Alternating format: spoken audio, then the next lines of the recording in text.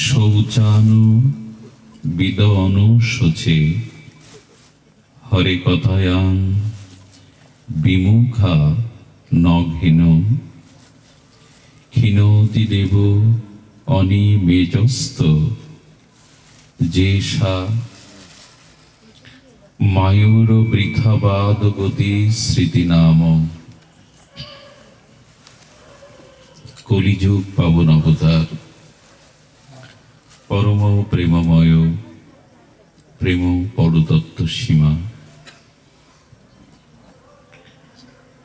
সংকীর্তন পিতা পরম প্রেমদাতা শ্রী শ্রী শচীনন্দন নদিয়া বিহারী শ্রী গৌর হরি পরম পাবন পতিত উদ্ধারণ চিন্তামণি দাতা শিরোমণি পরম দয়াল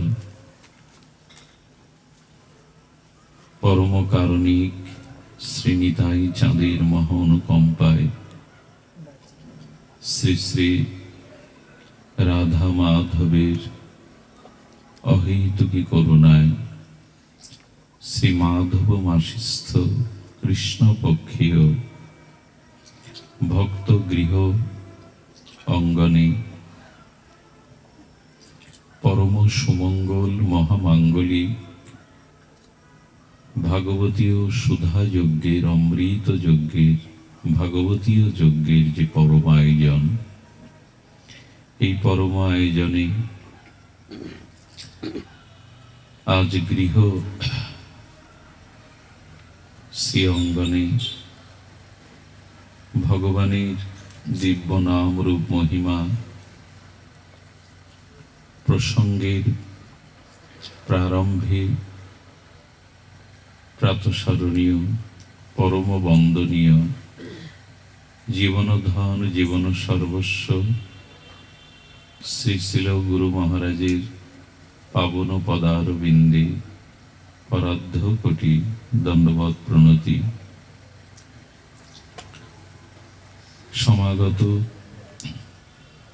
হরিকথা প্রেমী ভগবানের একান্ত অনুরাগী গৌর অনুরাগী কৃষ্ণ অনুরাগী পরম বৈষ্ণবজন মহন্তজন সাধুজন ভক্তজন মান্যজন শ্রদ্ধাশীলা ধর্মশীলা কল্যাণিয়া দেবী মূর্তি ধর্মমূর্তি মাতৃগণ সকল ভক্তচরণে দিন অতি দিনে সশ্রদ্ধ দণ্ডবৎ প্রণতি। তাং শৌচ শৌচান বিদ অনুশোচে হরে কথায়াং বিমুখা নয়েন ক্ষীণতি দেব অনিমেষস্ত যে মাং উয়া বৃথা বাদ গতি স্মৃতি নাম। শ্রীমৎ অমর পুরাণ সর্ববেদান্ত সার ভগবান বলছেন, হরিকথা বিমুখ যারা ভগবানের অসমর্থ মাধুর্যময় ভগবানের নাম রূপ লীলা কথাতে যারা বিমুখ, হরিকথাতে যারা বিমুখ,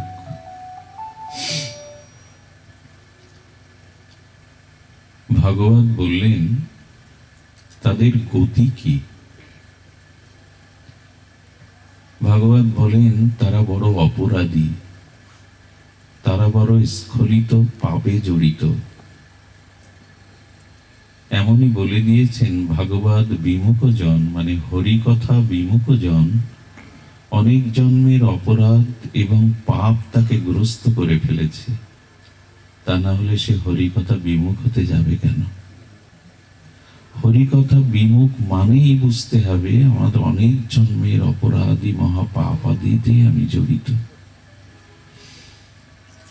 হরে কথায়াং বিমুখা ন যেন, হরিকথা বিমুখ জনের এরকমই ফলশ্রুতি বলা হয়েছে।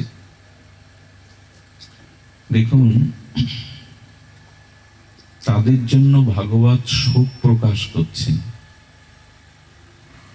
এই দুর্লভ মনুষ্য জন্ম পেয়ে, সাধুর সঙ্গে হরিকথা প্রসঙ্গ পেয়েও যারা হরিকথাতে বিমুখ, তাদের জন্য শোক করছেন ভাগবত, আক্ষেপ করছেন। দেখুন, আয়ু কিন্তু আমাদের ক্ষয় হচ্ছে। সূর্য উদয় থেকে সূর্য অস্তমানে একটি দিন, প্রতিটি ক্ষণ, প্রতিটি মুহূর্ত আমরা মৃত্যুর দিকে এগিয়ে যাচ্ছি, ক্ষণে ক্ষণে, দিনে দিনে, প্রতিক্ষণে। তো আয়ু আমাদের হরণ করছে, সূর্য উদয় অস্ত হয়ে আয়ু হরণ করছে। কিন্তু এই যে কাল, এই যে সময়, ক্রমোন্নতিতে মৃত্যুর দিকে এগিয়ে যাওয়া জীবগণে যদি হরিকথা বিমুখ হয়, তাহলে জানতে হবে বড় অপরাধ বাসা বেঁধেছে, বড় পাপ হৃদয়ে বাসা বেঁধেছে। দেখুন, ভগবানের স্বরূপ ধামে, ভগবানের চরণে, নিত্য আনন্দময় ধামের যাত্রী কারা?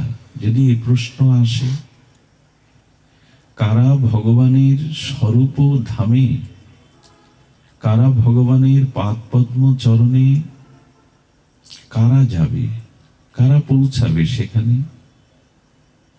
বললেন, যাদের চিত্ত শুদ্ধি হয়েছে, যাদের চিত্ত নির্মল হয়েছে, তারাই ভগবানের কাছে যাবে ফিরে। নিখিল শাস্ত্র এটাই বলেছেন, যাদের চিত্ত শুদ্ধ হয়েছে, চিত্ত নির্মল হয়েছে, তারাই ভগবানের স্বরূপ ধামে, নিত্য ধামে, আনন্দ ধামে, ভগবত চরণে পৌঁছাবে। সকলে তো আমরা যেতে পারবো না, কারণ আমাদের চিত্ত শুদ্ধি না হলে ভগবানের স্বরূপে, ভগবানের স্বরূপ ধামে আমাদের প্রাপ্তি নয়। কেন জানেন? যতদিন চিত্ত মাঝে জগতের ভোগ বাসনা কামনা আসে, ততদিন ওই কামনা পূর্ণ করতে আমাকে বারংবার আসতে হবে।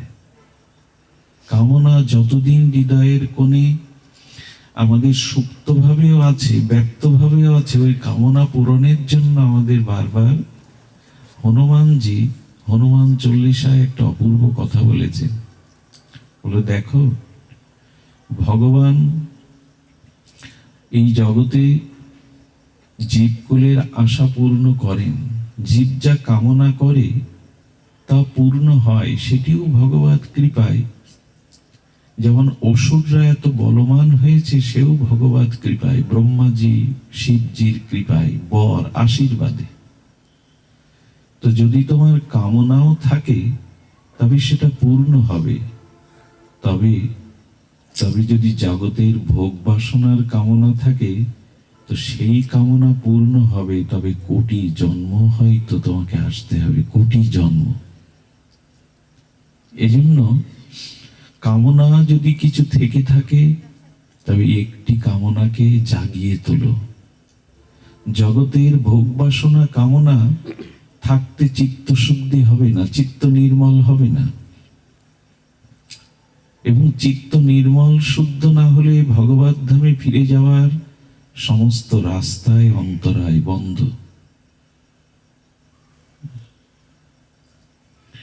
যদি জগতের পিপাসা থাকে, রূপ গোস্বামীপাদ বলেছেন যে যাবৎ পিপাসা কামনা পিছাসী যদি থাকে, তাবৎ ভজনেও তুমি পরমানন্দ প্রেম পাবে না। যদি বিষয় বাসনা থাকে, তবে ভজন করলেও প্রেম পাবে না। প্রকৃত শান্তি অধরাই থেকে যাবে। এই জন্য প্রথমেই বলা হয়েছে, কামনা বাসনা শূন্য বা কামনা বাসনা থেকে চিত্ত শুদ্ধ নির্মল না হলে যেতে পারবো না। এখন কামনা বাসনা চিত্তে নির্মল হবে কি করে? হনুমানজি বলছেন, দেখুন, যদি রামকে চাও, শ্রীরামকে চাও, শ্রী গোবিন্দকে চাও, তাহলে সে বাসনা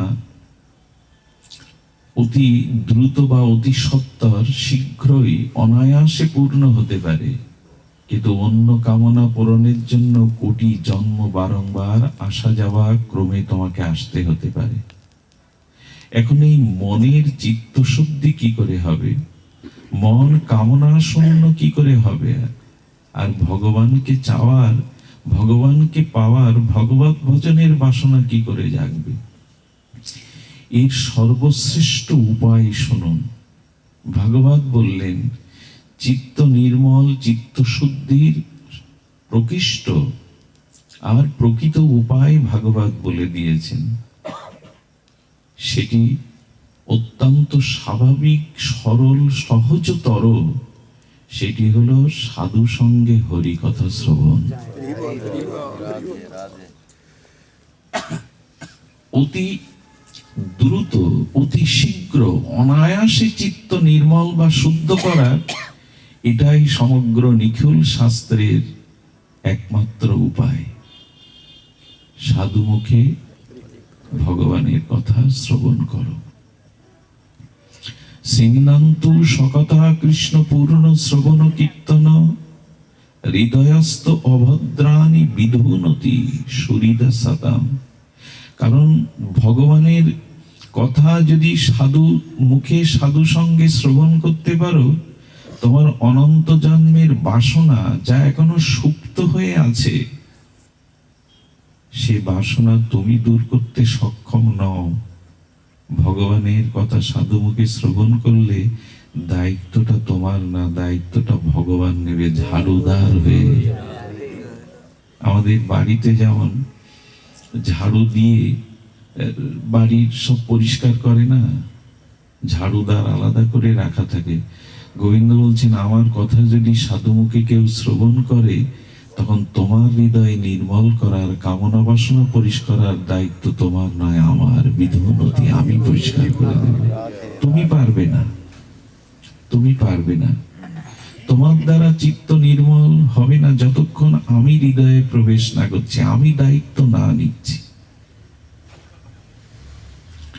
এজন্য চিত্তশুদ্ধির বহুত উপায় শাস্ত্র নির্ণয় হলেও হরিকথা সাধু মুখে শ্রবণের দ্বারা চিত্ত যতটা নির্মল হয়, শুদ্ধ হয়, অন্য কোনো উপায় এভাবে শাস্ত্র আমাদের দেখায়নি। এই জন্য সাধু সঙ্গে হরিকথা প্রসঙ্গ, ভগবানের দিব্য নাম রূপ লীলা প্রসঙ্গ আমাদের চিত্ত নির্মল করতে পারে, মুহূর্তেই নির্মল করে দিতে পারে। বিনুনতি সুহৃদ সতাম, এও বলেছেন ভাগবতে। শ্লোকগুলো বারবার আসে, এই প্রসঙ্গ বারবার আসে। ধুনতি সামালাং কৃষ্ণ সলিলস্য যত সরত। ভাগবত শুধু বলেননি, দৃষ্টান্ত দিয়েছেন। দৃষ্টান্ত ছাড়া তো আমরা গ্রহণ করব না, যুক্তি ছাড়া, দৃষ্টান্ত ছাড়া।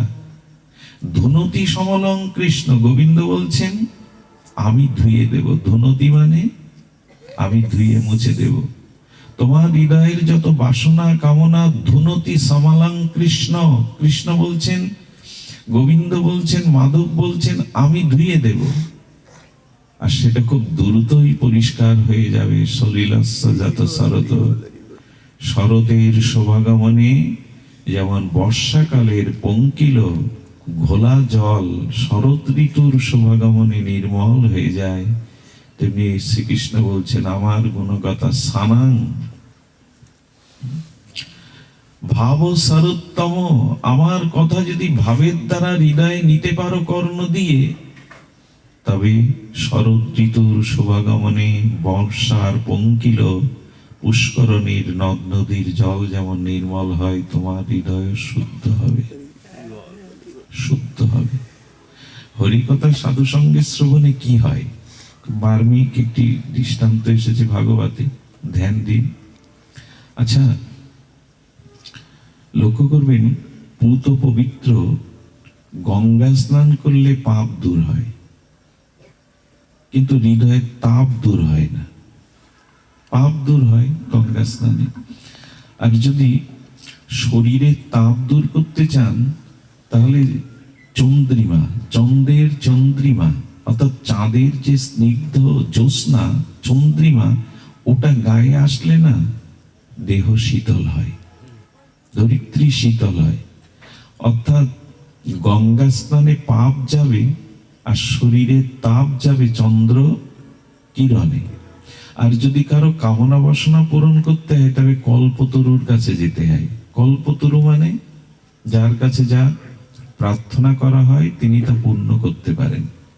বললেন আচ্ছা, এই তিনটে জিনিস এক জায়গায় পাওয়া যাবে কি? গঙ্গা স্নানে পাপ গেল, কিন্তু চন্দ্রের কিরণে দেহ শীতল হলো। আর যদি কোনো কামনা বাসনা পূরণ করতে হয় তবে কল্পতরুর কাছে যেতে হয়। বলেন এই তিনটি ক্ষেত্রে তিনটে জিনিস আলাদা আলাদা পাওয়া যায়, কিন্তু সাধু সঙ্গ হরিকথাতে এই তিনটি একসাথে পাওয়া যায়,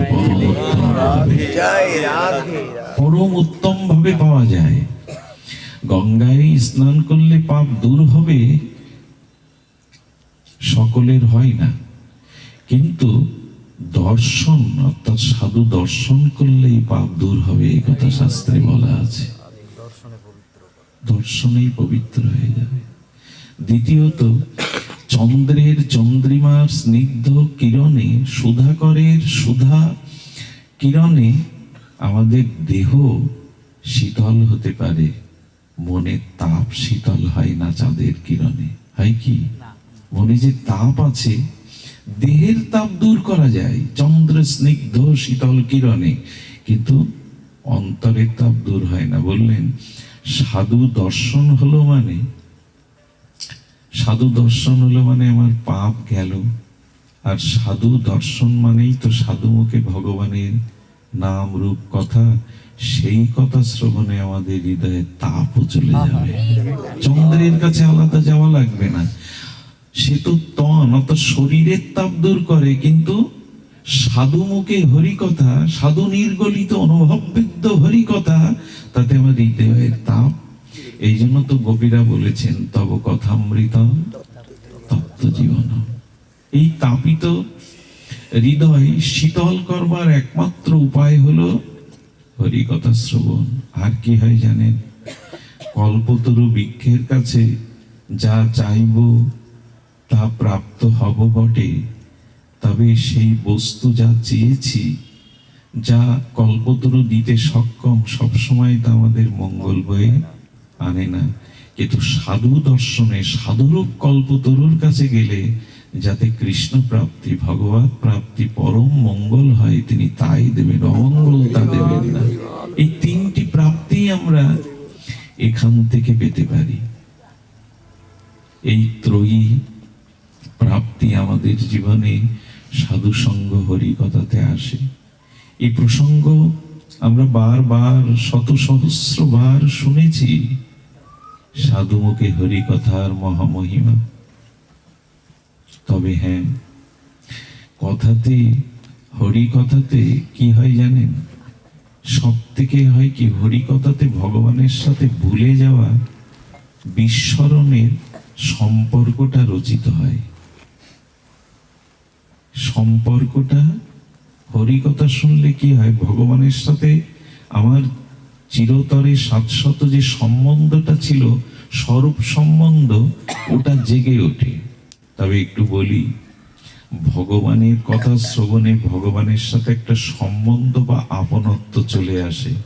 আর ভগবানকে আপন করে যদি হরিকথা শুনতে পারেন, সে হরিকথার মাধুর্যই আলাদা।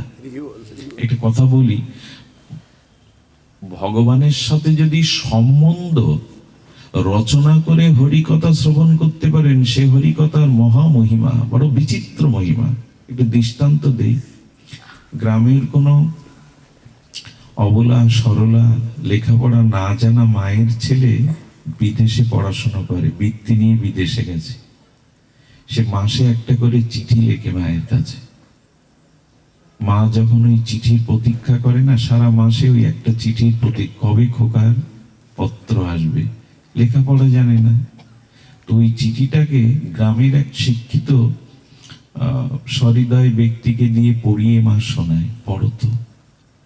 চিঠিটা হাতে পেলেই তার ভেতরে একটা আলাদা আনন্দ হতে থাকে। খোকা লিখেছে আমার কাছে চিঠি, আচ্ছা, চিঠিটা যিনি পড়েন তিনি পড়ছেন তার মতো করে, কিন্তু প্রতিটা শব্দে প্রতিটা সম্ভাষণে মা প্রণাম নিও, আশীর্বাদ করো, আমি ভালো আছি, সুস্থ আছি, এর প্রতিটা কথায় মায়ের ভেতরে আনন্দ যাচ্ছে, মায়ের চোখে আনন্দের চোখে জল এসে যাচ্ছে। একই চিঠি একই ভাষা, যিনি পড়ছে তার কি আসছে? যিনি চিঠিটা পাঠ করছেন তার কি মায়ের মতো অনুভূতি হচ্ছে? একই তো শব্দ, তার চোখে জল আসে না, তার প্রতি শব্দে রোমাঞ্চ জাগে না। তার একটাই কারণ, মায়ের সাথে সন্তানের এক নিবিড় নারীর সম্বন্ধ। যিনি পাঠ করছেন, এই জন্য যিনি হরিকথা বলবেন আর যারা হরিকথা শুনবেন, ভগবানের সাথে একটা সম্বন্ধ থাকলে তার কথাই চোখে জল আসবে, রোমাঞ্চ জাগবে, ভালো লাগবে। আমার সামনে আমার কোনো প্রাণের মানুষের কথা যখন কেউ বলে, আমার হৃদয় ভরে যায়। এই জন্য হরি কথাতেই হরির প্রতি একটা সম্বন্ধ চলে যায়। আর এই সম্বন্ধটা যুক্ত করে যদি হরি কথা শোনা যায়, মায়ের মতো অবস্থা হবে। প্রতি শব্দতে তার চিত্তে আনন্দ জাগবে, ব্যাকুলতা জাগবে। এই জন্য আমাদের ভগবানের কথা শ্রবণ করতে করতে, তার নাম রূপ লীলা শ্রবণ করতে করতে ভগবানের প্রতি আমাদের শাশ্বত চিরন্তন সম্বন্ধটা জেগে উঠবে। ভুলে গেছি তো, এটা জেগে উঠবে। এই জন্য ভগবানের কথা শুনতে হবে একটি সম্বন্ধ যুক্ত করে। ভগবানের প্রতি যতদিন, আর এই ভালোবাসাটা জন্মায় হরি কথায়, ভালোবাসাটা জন্মায় শ্রী হরি কথাতে। হরি কথাতে অনেক কিছু হয় জানেন। মাঝে এক সাধু মুখে শুনছিলাম, 8টায় হরি কথার শুভ সূচনা, শুভারম্ভ। তো একজন 8টাতে ঠিক পাঠ ধরবে বলে এত ব্যস্ত আসতে গিয়ে একটা লোকের হাতের পাত্রে ঘা লাগলো। পাত্রটা পড়ে গেলে তিনি ক্রোধ ভরে তার গালে 2টো চড় বসিয়ে দিলেন। সেও যুবক, অসাবধানে লেগে যেতে পারে। সেও যখন প্রতিশোধী স্পৃহার জন্য তার গালে মারতে যাবে, হঠাৎ চিন্তা করলে এ করতে গেলে তো পাঠ শুরু হয়ে যাবে। এটা করতে গেলে পাঠ শেষে চেনা মুখ, এর উপযুক্ত জবাব আমি দেব। পাঠে বসে কি শুনছে জানেন? যাদের হৃদয়ে খুব বেশি হরিকথার ব্যাকুলতা, হরিকথায় বসলেই তাদের হৃদয়ে যা যা সমস্যা তার সমাধান ভাগবত প্রকাশ করে। ওই দিন জয়দেবের চরিত্র শুনছেন ভক্ত কবি কবীন্দ্র চূড়ামণি, গীত গোবিন্দের রচয়িতা কবি জয়দেবকে একবার তার প্রশংসায়, তার খ্যাতি, তার যশে, তার মহিমায় কিছু মানুষ সহ্য না করতে পেরে জঙ্গলের মধ্যে তার হাত কেটে নিয়েছিল, নিয়ে কুয়োর মধ্যে ফেলে দিয়েছে। ওইখান থেকেই ভগবানকে, হাত কাটতে পারো, আমার মনটা তো ভজন থেকে কেড়ে নিতে পারবে না। ওর মধ্যে বসেই ভজন করছে। পরবর্তীতে গোবিন্দ অবশ্য কৃপা করলেন, এই লীলা শুনে বললেন, ভক্ত কবি জয়দেবের যদি হাত কাটা অবস্থাও সে ভজন করে, তার প্রতি প্রতিশোধ নেয়, আমাকে একটা চড় মেরেছে বলে প্রতিশোধ নেব? চলে অনেক সমস্যার সমাধান হয় ভাগবতে।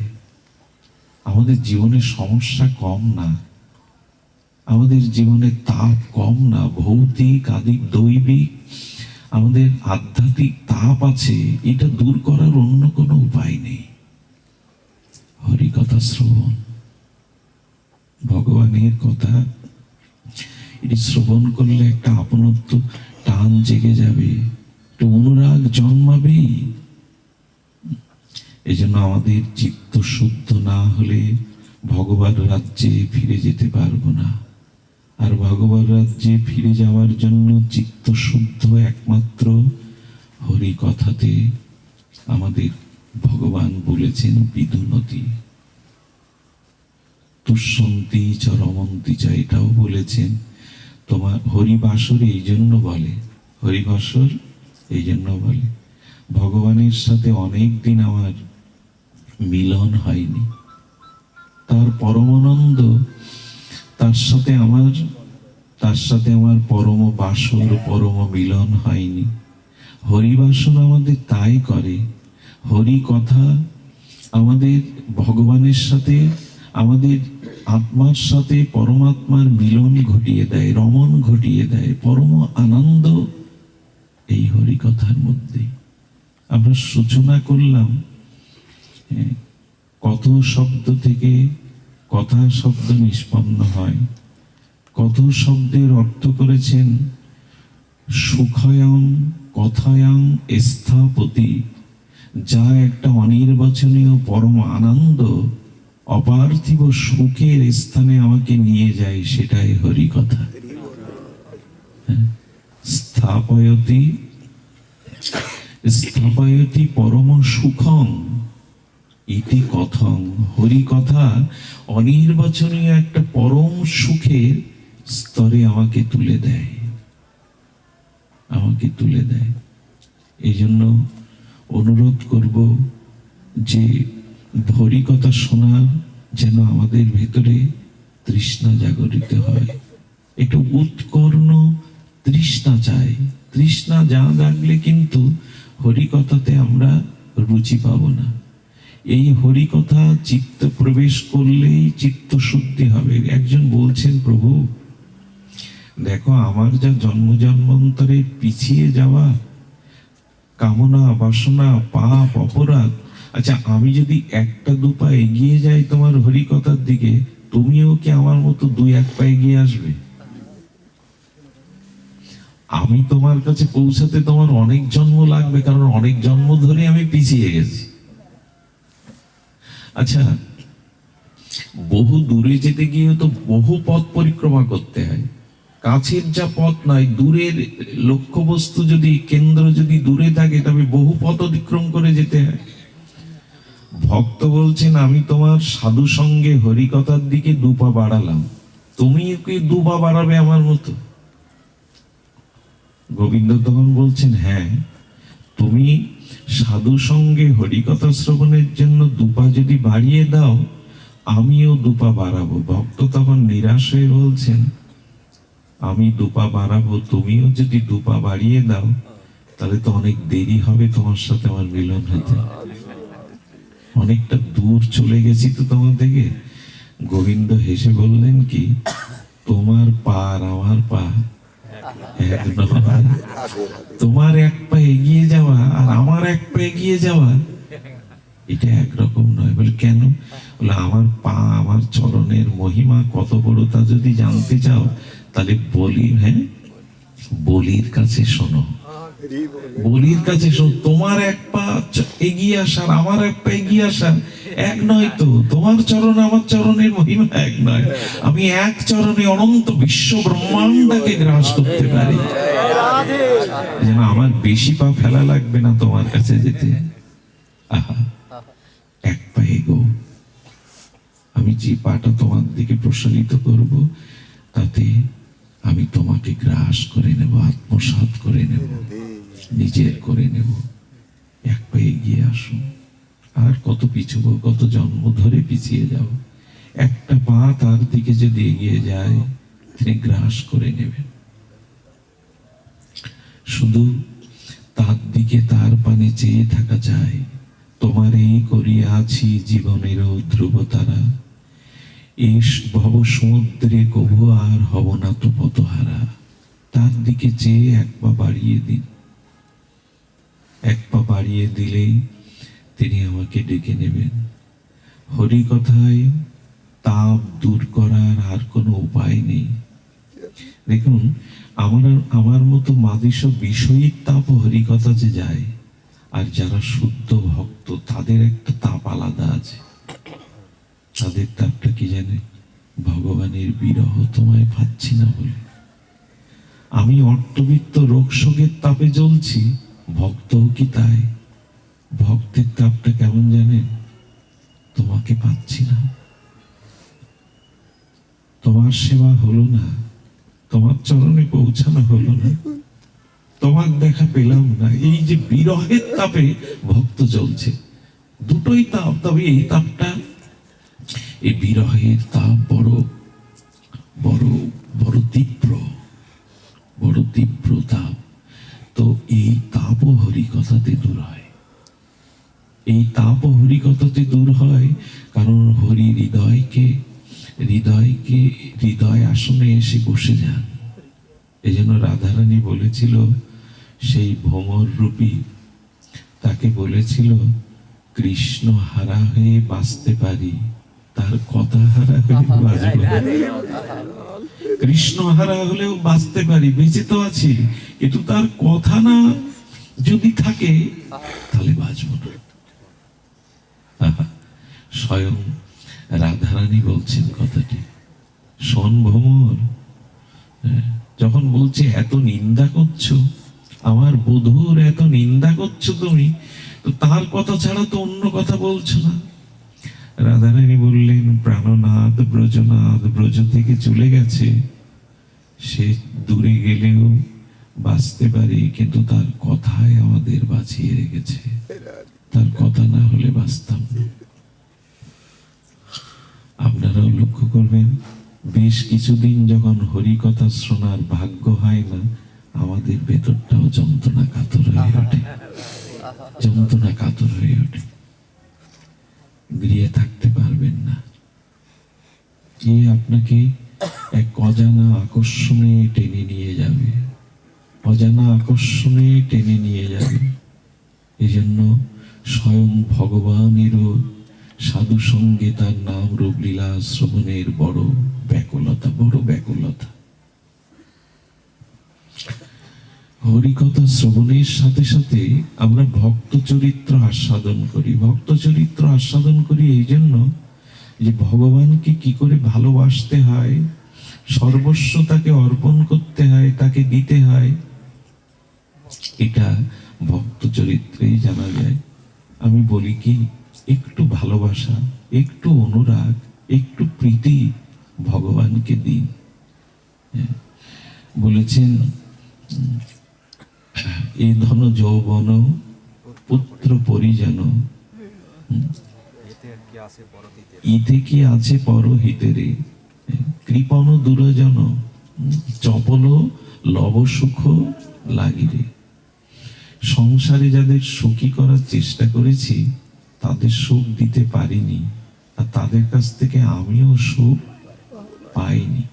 একটা চপল ক্ষণিকের সুখের জন্য সংসারকে ভালোবেসেছি, স্ত্রী পুত্রকে ভালোবেসেছি, কিন্তু তারা বড় কৃপণ, তারা বড় কৃপণ, তারা ভালোবাসা নিতে পারে, ভালোবাসা দিতে পারে না। এই জন্য কৃপণ দুরজন চপল লব সুখ লাগিরে। সেই আকাশের বুকে, সৌদামিনী মেঘের বুকে বিজুলি চমকিত হয়ে হারিয়ে যায়, বিদ্যুৎ চমকিয়েই অন্তর্নিহিত হয়ে যায়, একে বলে চপলতা। তেমনি সংসারের সুখটাও দেখতে দেখতে হারিয়ে যায় চপলের মতো। ওইটুকু সুখের জন্য এদের ভালোবেসেছি, তোমাকে ভালোবাসি। এ ধন যৌবন পুত্র পরিজন, ইতে কি আছে পরতীতরে, কি আছে এর মধ্যে, ভালোবেসে কি পেয়েছো বলো না। ভালোবাসতে হয়, কর্তব্য করতে হয়, করেছো, কিন্তু একটু ভালোবাসা ভগবানকে দাও। দেখুন, মানুষকে ভালোবাসার মধ্যে দিয়ে মনুষ্যত্ব আসে, মানুষকে ভালোবাসার মধ্যে দিয়ে কৃতজ্ঞতা, মানবতা পূর্ণ হয়, মানুষকে ভালোবাসার মধ্যে দিয়ে আপনি কিছুটা এগিয়ে যেতে পারেন, কিন্তু ভগবানকে ভালো না বাসলে প্রেম ভক্তি হবে না কোনোদিন। সামনে ভগবানকে রেখে ভালোবাসতে হবে, মানুষকে ভালোবাসতে হবে, এটা মানবতা, মনুষ্যত্বের পরিচয়। কিন্তু সম্মুখে ভগবানকে রেখে যদি ভালো না বাসেন, তাহলে প্রেম ভক্তি, ভক্তি কাকে বলে? ভগবানকেই প্রীতি, ভগবানকে আনন্দ, ভগবানকে সুখ দেওয়া, এরই নাম ভক্তি। এটা সামান্য যদি একটু দিতে পারেন, সংসারকে দিয়ে কিন্তু ভক্তি পাবেন না, বড় মানুষ হতে পারবেন, জয় জয়কার হবে, মানবতা প্রেমী আপনি, দানশীল আপনি, দানবীর আপনি, তাতে আশীর্বাদও পাবেন, জনকল্যাণ কাজে জনগণের আশীর্বাদও পাবেন। কিন্তু প্রেম ভক্তি পেতে গেলে ভক্ত ভগবানের সেবা চায়, সব মুখে ভগবানকে রেখে, ভক্ত রেখে সেবা চায়। মনে আছে তো গুরু মহারাজের শ্রীমুখে শুনেছিলাম, সেই মন্দিরে এক মাটির প্রদীপ জ্বলছিল। ভোরবেলা প্রদীপটা নিভু নিভু, ইঁদুরে এসে সেই প্রদীপের তেল খেতে গিয়ে সলিটাটা বেঁধে গেল। আর মুখ নাড়াতে গিয়ে ভগবান প্রকট হয়ে বললেন, আজ তুই আমাকে আরতি দেখালি। তো সেই আগুনে পড়ে মরায় তাকে রাজ রানী করে, রাজকুমারী করে জন্ম দিলেন। আচ্ছা, আপনাকে আমি যদি ভালোবেসে কাউকে, জগতের কাউকে আরতি করি, তাতে কি এই প্রাপ্তি হবে? কিন্তু ভক্ত ভগবানকে যদি একটু প্রীতি মাখা আরতিকে দেখাতে পারি, ভগবান বলছেন, ছিল তো ইঁদুর, ওই যে মুখে বেঁধে গেছে, তাপ লেগে পুড়ে মরে গেছে, কিন্তু ওই যে মুখ নাড়িয়েছে, এতে দামোদর এত প্রসন্ন হয়েছেন, রাজকুমারী করে জন্ম দিয়ে দিল। এ তো জীব গোস্বামীর কলাম, ভক্তি সন্দর্ভে লিখছে। এই জন্য অহিত অতিশয়ুক্ত কথা ভাববেন না, একটু প্রীতি ভগবানকে দিই। দুটো মাতাল পথে গেরুয়া রঙের কাপড় ফেলা দেখেছে। মাতালের যা কাজ, মদে মদমত্ত হয়ে একটা লাঠির আগায় সেই গেরুয়া কাপড়টা তুলে মন্দিরের চূড়ায় উঠেছে দুই মাতাল। হে ভগবান, তোমার মন্দিরের চূড়াটা নিয়ে দিলাম। এই কৃপাতেই তাদের বৈকুণ্ঠ গতি হয়ে গেল। একটুখানি দিয়েছে এক কুকুর। আরে ভগবানকে একটু প্রীতি দেওয়ার মহিমা দেখুন। জীব গোস্বামী ভক্তি সন্দর্ভে লিখছেন এটি, গোস্বামী পাদের কথা। একটা কুকুর একটা মৃত পাখি পেয়েছে, তার মাংসটা খাবে বলে মুখে নিয়ে এদিক ওদিক চাইছে, লোকারণ্য। হঠাৎ করে দেখছে একটা মন্দিরের চারপাশটা নির্জন। সেই মৃত পাখিটাকে নিয়ে কুকুরটা মন্দিরে কোথায় রেখে খাবে, ঘুরতে ঘুরতে চার পাক দিয়ে ফেলেছে। বললো, ওর মৃত্যুর পরে গতি হয়ে গেল বৈকুণ্ঠ গতি, পরিক্রমা করেছে ভগবানের। একটুখানি প্রীতি তাতে প্রীত হয়ে গেছে। আচ্ছা, যদি বলেন এদের অপরাধগুলো ভগবান দেখে না? পরিক্রমা করলো বলে, একটু দীপ দিল বলে ভগবান তাদের অতীত পাপ অপরাধ দেখবে না? করুণা করে বৈকুণ্ঠ গতি দিয়ে দেবে? বললো, ভগবানকে যারা একটু ভালোবাসে, প্রীতি দেয়, ভগবান বলেন ওদের পেছনটা, অতীতটা আমি দেখি না, এই বর্তমানটা দেখেই কৃপা করি। আমি তার অতীত দেখলে আমি এই কৃপা করতে। এই জন্য পুতনা যখন গোবিন্দকে কোলে নিল, গোবিন্দ কিছুক্ষণের জন্য চোখ বন্ধ করে দিল। এর বহু 25 রকম ব্যাখ্যা এসেছে মহাজনের, কেন বন্ধ করে দিল। সেটি হলো, দুটি অর্থ আমরা এখানে নেব। গোবিন্দ বলছেন, এত সুন্দর রূপ নিয়েছো, এত সুন্দর সাজ নিয়েছো, কিন্তু ভেতরে তো কপটতা নিয়ে এসছো। তাই জগৎকে জানিয়ে দিলাম, যত সুন্দর সেজে আমার কাছে আসো, যদি হৃদয়ে চালাকি কপটতা থাকে, তবে আমি তোমাকে দেখা দেব না, তোমাকে দেখবো না, বন্ধ করে দেবো। এসো, ভালোবেসে এসো, কপটতা নিয়ে এখানে এসো না, সরলতা নিয়ে এসো। আমি আরেকটি অর্থ হলো, বিপরীত অর্থ করেছেন মহাজনরা তাদের অনুভূতিতে। গোবিন্দ বলছেন, আমি যদি পুতনার অতীত দেখি, তাহলে ওকে কৃপা করতে পারবো না। ও যে বাল ঘাতিনী, রুদির সনা, পবিত্র না, কত শিশু হত্যা করেছে। আমি যদি ওর অতীত বিচার করে দেখতে চাই, তাকে ওকে কৃপা করতে। গোবিন্দ বললেন, আমাকে সামান্য একটু ভালোবাসা দিলেই, তার অতীত বিবেচনা না করে আমি তাকে প্রেম ভক্তি দিয়ে দিই। একটু ভালোবাসা ভগবানকে দিই। আর তিনি অন্য কিছু তো চাইছেন না, আপনার হৃদয়ের সামান্য প্রীতি, সামান্য একটু ভালোবাসা। বলতে বলতে গীতা শাস্ত্রে তো সেই বিখ্যাত উক্তি করেছেন, পত্রং পুষ্পং ফলং ত্বং যে মে ভক্তা প্রযুচ্ছতি। একটু ফল জল প্রীতির সহিত দাও। কিন্তু আমাদের এই দেওয়ার ভাবটা কবে আসবে? একবার এক শিকারী, বনের শিকারী, সে কি করেছে জানেন? শিকার করতে করতে করতে এক বনে এক পতিতার, নর্তকী পতিতার দেখা পেল। তো শিকারীর সাথে পতিতার আলাপেই তাদের মধ্যে ঘনিষ্ঠতা এলো, বিবাহ করলো। বিবাহ করছে শিকারী, বহু প্রাণী হত্যাকারী শিকারী, আর বিবাহ করছে কাকে? নর্তকী পতিতাকে। তারা কিছুদিন সংসার করার পরে কোনো একটা ঘটনায় মনোমালিন্যে ঝগড়া হয়ে গেল। দুজন দুই দিকে রাগ করে বেরিয়ে গেল। সারাদিন না খাওয়া না দাওয়া, একে অপরের প্রতি বিদ্বেষ, কিন্তু চিন্তাটা তাদের হচ্ছে। একে অপরের বিদ্বেষ হলেও চিন্তা হচ্ছে। এই চিন্তা হতে হতে ও করেছে কি, বনের মধ্যে একটা ভগ্ন মন্দিরে এসে পুরুষ শিকারী বসেছে। ঘটনাক্রমে সে নর্তকী স্ত্রীও ঘুরতে ঘুরতে এসে ক্লান্ত হয়ে, এখন রাতের বেলা সারাদিন দুজন দুজনকে মনে করেছে। ক্রোধ হলেও তো তার কথা, শত্রুর কথা মনে পড়ে। দুজন দুজনার দেখা হলে বলল ভুল হয়ে গেছে। তখন আসলে ক্ষুধার্ত, রাতে দেখা হয়েছে মন্দিরে। একে অপরের ভুল স্বীকার করার পরে বলল আর এভাবে ঝগড়া করা উচিত নয়, এসো সংসার করি। আসলে সেটা ভগবানের মন্দির। তো দুজনের ভিতর থেকে রাগ অভিমান চলে যাওয়ায় আনন্দে নর্তকী নৃত্য করছে। ও সাথে সাথে ওর সাথে হেলে দুলে নৃত্য করছে। নৃত্যের পরে ক্লান্ত হয়ে যখন ঘুমিয়েছে, এই ভগ্ন মন্দিরে বনের মধ্যে দুটো সাপ এসে দংশন করলো। জীব গোস্বামীর কথা। সাপ দংশন করার পরে তাদের মৃত্যু হলো। মৃত্যু হওয়ার পর গোবিন্দ বললেন, যেহেতু আমার মন্দিরে আমার সামনে নৃত্য করে আমাকে প্রীতি দিয়েছে, এই জন্য পরবর্তীতে তাদের এক রাজ্যের রাজা এবং রাজরানী করে তাদের জন্ম দিলেন। কিন্তু কি ঘটলো জানেন? ভগবানের কৃপায় পূর্বজন্মের স্মৃতি ওদের ফিরেছিল। যে রাজ্যের তারা রাজা, ওই রাজ্যের মন্ত্রী এবং ওই রাজ্যের যারা রাজার অনুরাগী জন, তারা দেখে সকালবেলা সন্ধ্যাবেলা ওরা ঘরের মধ্যে নৃত্য করে স্বামী স্ত্রী। একটা রাজা রানী যদি নাচে তো সকলের কৌতূহল জন্মায় না? এক সাধু এসেছে গৃহে।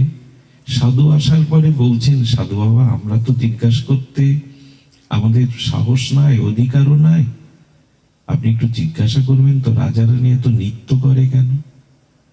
সাধু বললে, হ্যাঁ, তোমরা যখন বলছো রাজার তো নৃত্য করা আর আগে শুনিনি, রানী রাজা একই সাথে নৃত্য করে। তাদের দিকে যখন সাধু প্রশ্ন করলেন, তখন রাজা রানী মুখের দিকে তাকিয়ে বলছে, সাধুর কাছে কিছু লুকাতে নেই, গোপন করতে নেই, তবে পূর্বজন্মের স্মৃতি মাধব আমাদের মনে করিয়ে দিয়েছে। পূর্বের ঘটনাটা খুলে বলল। সাধু হেসে বললেন, এটাই তো ভগবানের অপারতা। ভালো করে জানতেও না ভগবানকে। মন্দিরে তার বিগ্রহের সামনে দুজনে নৃত্য করেছে, সেই কৃপায় তারা রাজ জন্ম পেল, রানী জন্ম পেল। একটু ভালোবাসা ভগবানকে দিন, আর কত কৃপণতা করব। ভক্ত ভগবানকে যখন ভালোবাসে, একটা বিচিত্র রূপ ধারণ করে, তার বিচিত্র মহিমা ধারণ করে। শুনুন, মাধব দাস বাবাজি, ইনি ভগবানের সাথে তার একটা সখ্যতা রসের অনুরাগ প্রীতি ছিল, সম্বন্ধ ছিল। তো উনি একটা বিচিত্র রূপে ব্রজে বাস করতেন। এখনো দেখবেন গ্রীষ্মের তাপদাহে 50 ডিগ্রি গরম, কিন্তু কিছু মানে চট গায়ে দিয়ে বসে আছে। শীতের সময় গায়ে এখনো এইসব সাধুদের দর্শন ব্রজে পাবেন। জগতের যে তাপ, শীত, আতপ, এটা তাদের ভজনে বিঘ্ন করতে পারে না। এখনো এইভাবে তারা পড়ে আছে। কি করে করে জানি না, পার শিরাটা, পাটা বেঁকে গেছে, ঠিক মতো হাঁটতে পারে না, কিন্তু চৈতন্য বাবা এখনো দুবার করে পরিক্রমা দেয়। কি করে করে জানি না। এ আমাদের চিন্তাতে আসবে না, আমাদের হিসাবে ওখানে আমরা পৌঁছাতে পারবো না। এক ব্রজের মহাত্মা ছিল, 84 ক্রোশ পরিক্রমা করত। আচ্ছা জানেন, বৃন্দাবনে কুণ্ড, বহু কুণ্ড, যে প্রেম সরোবর, এই সরোবর সেই সরোবর। বলছে বাবা আপনি যে একা একা পরিক্রমা করেন, কখনো পড়ে যাননি পুষ্করণীতে, কোনো গর্তে পড়ে যাননি? এক যুবক জিজ্ঞাসা করছে। বাবা বলতেন না, কখনো পড়িনি, জন্মন্ধ। বললেন তা কি হয়, পড়েননি? বারবার যখন এই প্রশ্ন করছে তখন বলছেন বাবা আশেপাশে কোনো খানাখন্দ আছে কি দেখো তো।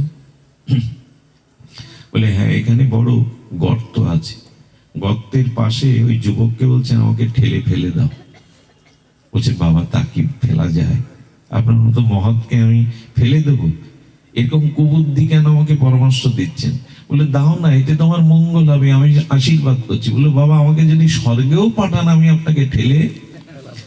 বলে সামান্য 5 মিনিটের পরিচয়, তাতে যদি ঠেলে আমায় না ফেলতে পারো স্বর্গ দিলেও, তো যাকে ভালোবেসে জীবন যৌবন দিয়েছি সে আমাকে রক্ষা করবে না, আমাকে ফেলে দেবে?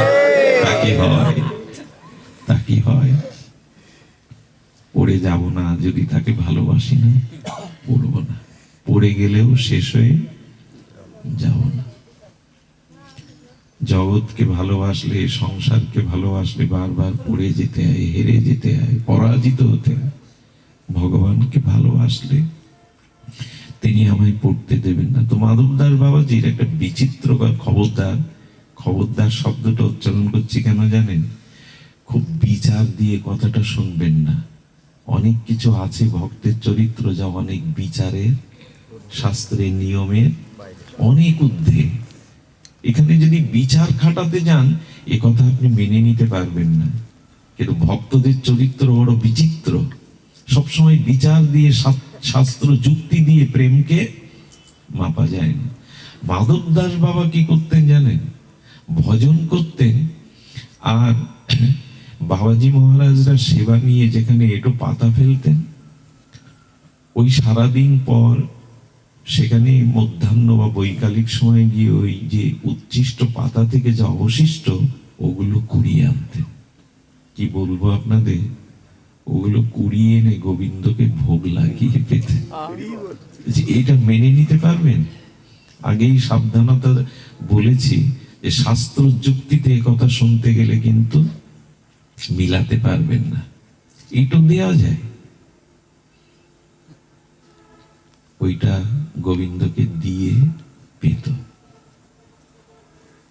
তো একদিন কি করেছে, ভজন করতে করতে সময়ের দিকে খেয়াল নেই, অনেকটা বেলা গড়িয়ে গেছে। সেই মহতের উচ্ছিষ্ট গুলো জোগাড় করে এনে আর সেদিন ভগবানকে নিবেদনের কথাটা কেন জানি বিস্মরণ হয়ে গিয়ে একগাল মুখে তুলে দিয়েছে। যেই মুখের মধ্যে ওই প্রসাদের অন্ন গ্রাসটা তুলে দিয়েছে, গলৎকরণ করতে পারেনি। হঠাৎ মনে পড়েছে গোবিন্দকে তো নিবেদন করা হয়নি। ভালোবাসলে এই হয়, কিছু খেতে গেলেও তার কথা মনে পড়ে, ভালোবাসার ধর্ম তার কথা মনে পড়ে। ভালো কিছু দেখলে, ভালো কিছু খেতে গেলে মনে হয় তাকে একটু দিতে পারতাম। এটা জগতের ভালোবাসার এই নিয়ম। আর যারা ভগবানকে সর্বস্ব অনুরাগ দিয়ে ভালোবেসেছে তাদের কি হয়, মুখের অন্ন মুখে, দর দর করে চোখ দিয়ে জল পড়ছে আর বলছে বেঁচে থেকে লাভ কি? আজ তোমাকে নিবেদন না করেই পেলাম। পেলাম বলতে কিন্তু মুখের থেকে অন্যের গ্রাস ভেতরে যায়নি, মুখেই রয়ে গেছে। কাঁদছে আর কাঁদছে, এই জীবন রেখে লাভ কি? তোমার কথা মনে পড়লো না, তোমাকে দিয়ে পেলাম না। এই কাঁদতে কাঁদতে কি করলো জানেন? পরের দিন সকাল পর্যন্ত এই কাঁদছে বসে বসে। শুনলে অবাক হবেন, সে অন্যের গ্রাসটা ভেতরে যায়নি তখনও। লালা ঝরে ঝরে পড়ছে, চোখের জল ঝরে ঝরে পড়ছে, আর অনুশোচনায় দগ্ধীভূত হচ্ছে। তোমাকে না দিয়ে পাওয়ার এমন ইচ্ছা জাগলো কি করে আমার? সকালবেলা গোবিন্দ এসে উপস্থিত, গোবিন্দ এসে উপস্থিত। সেই পাত্র সামনে রয়ে গেছে, যে উচ্ছিষ্ট পাত্র এনেছিল তাও রয়ে গেছে। চোখের জল, ওইভাবে রাত গেল। এসব কথা যুক্তি দিয়ে মাপা যায়, কাউকে ব্যাখ্যা করে বোঝানো যায়। তো গোবিন্দ সামনে এসে বলছে, বাবা এত কাঁদছো কেন? চোখের জল মুছো, চোখের জল মুছে ফেলো, চোখের জল মুছে ফেলো। বললো, চোখের জল মুছে কি করব? আমার এই দেহ থাকা উচিত নয়। আমি তোমাকে না দিয়ে, তোমাকে অর্পণ না করে গ্রাস মুখে তুলে দিয়েছি। এটা আর আমাদের কি হবে বলুন তো? কত জন্ম তাকে না দিয়ে পাচ্ছি। পারবে মা, পারবে তার দুগ্ধপোষ্য শিশুকে কিছু না পাইয়ে পেতে? ভালোবাসা নেই বলে তো তাকে দেই না। পরিবারের একটা বিড়াল কুকুর পোষলেও মনে পড়ে এক মুঠো তাদের দিই। বিড়াল কুকুর গুলোকে ডেকে ডেকে এক মুঠো দে। ভগবানকে না দিয়ে পাওয়াটা ঠিক নয়। কবে এই প্রাণ জেগে উঠবে, তোমাকে দিয়ে কবে পাবো? মাধব দাসের চোখের জল গোবিন্দ মুছিয়ে দিচ্ছেন। কেন না, পেয়ে নাও। বললেন এক কাজ করো। আচ্ছা তুমি জানো মাধব, তুমি জানো মাধব? গোবিন্দ তখন বলছেন, তুমি চোখের জল মুছে পেলো, তুমি জানো? বলো, কি গো? তুমি যেমন পাওনি কাল থেকে আমিও পাইনি, আমিও পাইনি। আচ্ছা মাধব দাস তো সাধারণ ভক্ত না। বললেন, মিথ্যা বলো না, আমাকে মিথ্যা বলো না। এই বিশ্বের অনন্ত কোটি ভক্ত তোমাকে দিয়ে পায়, তুমি পাওনি। এই বিশ্বের তুমি ছলনা করছো কেন? মিথ্যা বলছো কেন আমার সাথে? অনন্ত কোটি বিশ্ব ব্রহ্মাণ্ডের ভক্ত তোমাকে দিয়ে পায়, তাদের তা পাওনি।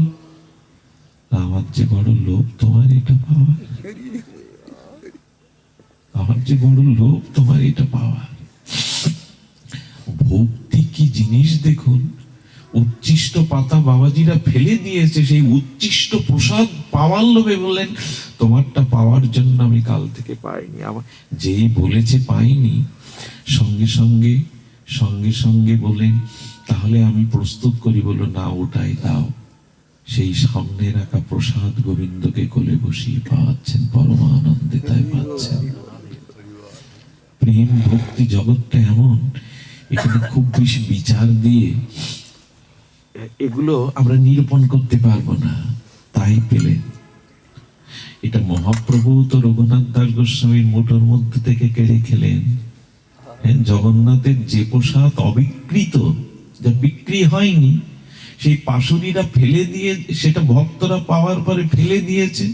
সেটা কালিন্দী গাভীরাও খেতে খেতে, যা গাভীরাও পায়নি তাই ড্রেনে দিয়েছে। সেই ড্রেন থেকে তুলে রঘুনাথ দাস গোস্বামী ভগবানকে দিতে গিয়ে মহাপ্রভু হাতের মুষ্টি থেকে কেড়ে গিয়ে বলছেন, নীতি নীতি এমন প্রসাদ পাও, আমাকে কেন দাও না? আচ্ছা প্রভু ওই প্রসাদ পাবে? প্রভু বললেন, জগন্নাথে নিবেদনের পরে প্রসাদ হয়েছিল, ভক্তরা পেয়েছে, ওটা মহাপ্রসাদ হয়েছে। গাভী পেয়েছে, মহাপ্রসাদেরও মহাপ্রসাদ হয়েছে, ওটা পাওয়ার লোভ আমি ছাড়তে পারি? ভগবান কেড়ে কেড়ে খাচ্ছেন সেটি। এই জন্য ভক্তি তো অন্য কিছু নয়, তাকে ভালোবেসে, তাকে একটু সেবা, একটু প্রীতি দান করা। এই প্রীতি বা ভালোবাসা যদি তাকে না দান করি, তবে এই কামনা বাসনা, জগৎকে ভালোবাসা, জগতের প্রতি এই মোহ বাসনা থাকলে ভেসে যাব। কতকাল ভাসছি, আরো কতকাল ভাসব। এই জন্য নিবেদন করব, কর্মফল আমাদের তো ছাড়বে না। যতদিন কর্মফল প্রারব্ধ আছে, ততদিন গতাগতি আছে। তবে শাস্ত্র বলেছে, এই প্রারব্ধ নাশ হতে পারে গোবিন্দের চরণ শরণ নিলে। প্রারব্ধ ভক্তির দ্বারা, প্রেমের দ্বারা নিষ্ক্রিয় হয়ে যায়। পুরুষত্বের দ্বারা যদি গোবিন্দ চরণে, রাধারানীর চরণে প্রীতি আসে, একটু ভালোবাসা, অনুরাগ আসে, তবে প্রারব্ধ খণ্ডন হয়ে যায়। প্রারব্ধ কিন্তু সহজে, ওই যে আমি গতবার অনেকবারই কথাটি বলেছি, শুনিয়েছি আপনাদের, যে 1000টা গাভীর মধ্যে আপনার গাভী ছেড়ে দিলে আপনার গাভী আপনি নির্ণয় করতে, কিন্তু গাভীর বাছুরটি কিন্তু তার মাকে খুঁজে নেয়। তেমনি হাজার জন্ম পরেও কর্মফল কিন্তু আমাকে খুঁজে নেবে, কর্মফল আমাকে ক্ষমা করবে না, খুঁজে নেবে, খুঁজে নেবে। তো এই জন্য বলছেন কর্মফল ক্ষয়ের একমাত্র উপায় গোবিন্দ চরণে শরণাগতি। ভগবত চরণে যদি শরণ নিতে পারেন, পুরুষার্থের দ্বারা ভজন করতে পারেন, সেখানে কর্মফলও নাশ হয়ে যায়। তার যুক্তিও আমাদের আচার্যরা দিয়ে গেছেন। দেখবেন জজ কোর্টের কোনো রায় আপনি মেনে না নিতে পারলে এটা হাইকোর্টে ওঠে, হাইকোর্টের রায় যখন আপনি মেনে নিতে পারেন তখন সুপ্রিম কোর্টে ওঠে, সুপ্রিম কোর্ট বেঞ্চ যে রায় দেয় তার উপরে আর কোন কোর্টের রায় ওইখানেই নির্ণয় হয়ে যায়, কারণ মৃত্যুদণ্ড। সুপ্রিম কোর্টের রায়ের পরেও আর একটা রায় আছে, সেই রায়টা হলো দেশের রাষ্ট্রপতি যদি তাকে ক্ষমা করেন, তার বিশেষ ক্ষমতা বলে, তখন সে সুপ্রিম কোর্টের রায় থেকেও একটা দেশের রাষ্ট্রপতি যদি মৃত্যুদণ্ড প্রাপ্ত সুপ্রিম কোর্টের আদেশকেও বিশেষ ক্ষমতা বলে ক্ষমা করে দিতে পারেন, তো জগৎপতি কৃষ্ণের চরণে আশ্রয় দিলে তিনি পারবেন না প্রারব্ধ ক্ষয় করে নিতে? অবশ্যই পারবেন, তবে একটু প্রীতি চাই। একই কথা বারবার স্মরণে আসে, হৃদয়ে আনন্দ জাগিয়ে দেয়। শ্রীকৃষ্ণের আঙুল কেটে গেল, দ্বারকাধীশের আঙুল কেটে যখন রক্ত দরদর করে পড়ছে, তখন রানী, মহারানী, পাটারানীরা ছিল, রুক্মিণী, সত্যভামা, তারা গোবিন্দের আঙুলটা বাঁধার জন্য কাপড় খুঁজতে ঘরের মধ্যে গেছে, পটি খুঁজতে, ওরা খুঁজতে গেছে। পাশে কৃষ্ণা দাঁড়িয়েছিল, দ্রৌপদী। দ্রৌপদী তার রেশমির দামি কাপড়টা সঙ্গে সঙ্গে টেনে ছিঁড়ে ফেললো। এই গোবিন্দের অঙ্গুলিটা যখন ব্যান্ডেজ করে দিল, তখন বলছে, কৃষ্ণা, তোমার দামি রেশমি কাপড়টা ছিঁড়ে ফেললে এমন করে? তখন বললেন, শ্যাম, হে ঘনশ্যাম, যদি গায়ের চামড়াটা খুলে তোমার অঙ্গের সেবা দিতে পারতাম, পাদুকার সেবা। হ্যাঁ, কৃষ্ণের চোখে জল এসে গেছে। মনে মনে কি বললো জানেন? যদি কখনো সময় আসে এই বস্ত্র আমি তোমাকে ফিরিয়ে দেব। এই জন্য বস্ত্র হরণের দিনে দ্রৌপদী গোবিন্দকে, মধুসূদনকে স্মরণ করেছিলেন। গোবিন্দের আসতে বিলম্ব হবে দেখে গোবিন্দ বস্ত্র অবতার হয়ে দ্রৌপদীকে জড়িয়েছিলেন। একটু ভালোবাসা তাকে দিন না, কোটি গুণ ফিরিয়ে দেবে। গোবিন্দ তো কৃতজ্ঞ। একটু ভালোবাসা তাকে, একটু তাকে স্মরণ করলে, একটু তাকে আনন্দ, একটু তাকে সেবা দিলে কোটি গুণ ফিরিয়ে দেবে। মনে আছে আপনাদের বিঠ্ঠলনাথ গোসাইজির এক ভক্ত ছিল, বিঠ্ঠলনাথ গোসাইজির এক শিষ্য ছিল। সেই শিষ্য চৈত্র মাসের দিনে বাজারে গেছে চৈতি গোলাপ কিনতে। ওই দেশে পাওয়া যায় চৈতি গোলাপ, আমাদের মতো এরকম না। গোলাপটা এত সুন্দর যে ওটা দেখে দোকানদারিকে বলছেন, আমাকে ওটা দাও, শ্রীনাথজির আমি মস্তকে সিঙ্গার করবো। কত দাম? 1 টাকা। এখান থেকে 600-700 বছর আগে 1 টাকার মূল্য অনেক। যখনই ও দিতে যাবে, একজন রাজার সেনা এসে বলছেন, এই চৈতি গোলাপটি রাজার প্রিয়টা, আমায় দাও, তোমায় 10 টাকা দেব। সঙ্গে সঙ্গে বললেন, ভক্ত বলছেন, যেহেতু ওটা শ্রীনাথজিকে দেওয়ার সংকল্প করেছি, আমি ওটা 100 টাকা দেবো, আমায় দাও। এই দর বাড়তে বাড়তে তৎকালীন সময় 1000 টাকায় পৌঁছালো। 1000 টাকায় পৌঁছালো। মনে মনে বলছেন, এই শ্রীনাথজির, আমাদের বিঠ্ঠলনাথ গোসাইজির ভক্ত মনে মনে বললেন, নিজেকেও যদি বিক্রি করে দিতে হয়, তবু আমি মাধবের সিঙ্গারে তার মস্তকে এটা শোভিত করবই। শেষে দেখলো 1000 টাকা দাম। আর সেই সেনাপতি ফিরে গেল। 1000 টাকা নিয়ে, এটা বোকামি, নেওয়া উচিত না। সেই ফুলটা নিয়ে চন্দন চর্চিত করে শ্রীনাথজির মস্তকে তার ঘরের ঠাকুরকেই দিয়ে দিয়েছে। ভালোবাসা তো একেই বলে। ওদিকে কি করেছে জানেন?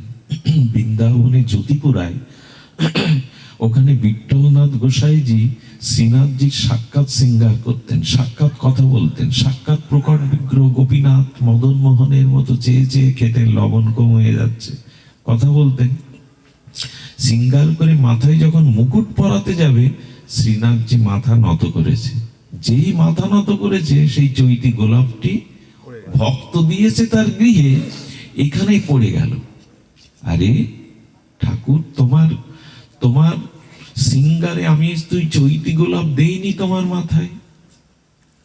হ্যাঁ, শ্রীনাথজি তখন বললেন, তোমার এক শিষ্য 1000 টাকা দিয়ে আর আমাকে একটু সুখ দেবে বলে, সিঙ্গার করবে বলে আমার মাথায় দিয়েছে, তুমি ওকে বলে দিও ওর ভালোবাসার কাছে আমি মাথা নত করলাম, ওর প্রেমের কাছে আমি মাথা নত করলাম। মাথা নত করেছে এই ভেবে, তোমার এই প্রেমের কাছে, প্রীতির কাছে আমি মাথা নুইয়ে দিলাম, বলো আমি এটা গ্রহণ করেছি। গোবিন্দের তো ভালোবাসার কাঙাল, অন্য কিছু তিনি চান না, তিনি ভালোবাসার কাঙাল। ভালোবাসা দিয়েই শুধু, হৃদয়ের অনুরাগ দিয়েই শুধু তাকে তার এই প্রেম ভক্তির রাজ্যে পৌঁছানো যায়। চিত্ত শুদ্ধ হওয়ার উপায় হলো তার কথা শ্রবণ করতে করতে, তার নাম রূপ লীলা শ্রবণ করতে করতে তাকে চির আপন অনুরাগের প্রীতিবন্ধনে বেঁধে যদি হৃদয়ের ভালোবাসা কিঞ্চিত তাকে অর্পণ করা যায়। একটু ভালোবাসার কাল তিনি, সারা জগতের কাছে দাঁড়িয়ে তিনি ওই আহ্বান করছে, এসো পথ ভুলে যেও না, আমার পথে এসো। ভালোবাসা যদি দিতে হয় আমাকে দাও কিঞ্চিত। এই ভালোবাসার প্রেমের ঠাকুরকে আমরা যেন একটু প্রীতি, একটু ভালোবাসা উৎসারিত করে দিতে পারি। মীরাবাই সে কথাই জগৎকে জানিয়ে গেল। আপনারা জানেন, মীরাবাই রাজস্থান থেকে অনেক কলঙ্ক, অনেক যন্ত্রণা, অনেক ব্যথা নিয়ে চলে গিয়েছিলেন। আর মীরা যখন চলে যায়, সেই রাজস্থানের সেই স্থানটা দুর্ভিক্ষ আসে। ভক্ত যেখানে কষ্ট পায়, ভক্ত যেখানে অপমানিত হয়, ভক্তের যেখানে নির্যাতন হয়, সেই ভক্ত সেই স্থান ত্যাগ করলে সেদিকে বসুন্ধরা, ভূমি, দেবতা বিরূপ হয়ে যায়। তো সেখানে যখন অনাবৃষ্টি, দুরারোগ্য রোগ ছড়িয়ে পড়তে লাগলো, মীরাকে আনতে বৃন্দাবনের পথে পথে সেই মেওরার লোক গিয়েছিলেন, সেই রাজস্থানের লোক গিয়েছিলেন, মীরা ফিরে চলো। মীরাকে পেয়েছিল কোথায় জানেন? দ্বারকাধীশের মন্দিরে ভজন করছিল। মেরে তো গিরিধারী লাল, আমার তো আর কিছু নেই, দোসরা নকই, আমার দ্বিতীয় কেউ নেই তুমি ছাড়া।